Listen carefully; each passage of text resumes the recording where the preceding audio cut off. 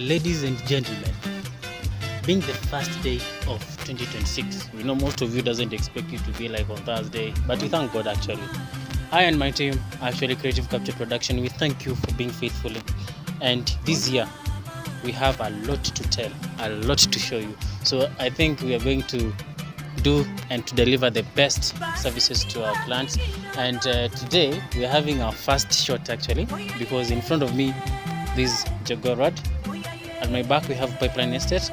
On my left on my left is a way to town. On my right we have JKS. So we have to follow the rules and regulation of Jomo Kenyatta International Airport, because this is ANTA, Kenya Civil Aviation Authority, that is a KCA. And before you fly a drone, actually you're supposed to have a license that shows that actually this guy is able to fly a drone, and your drone actually is supposed to be licensed, because you find out this fine was less than a year in the prison. So we're going to deliver a good shot actually today, and we hope you'll enjoy.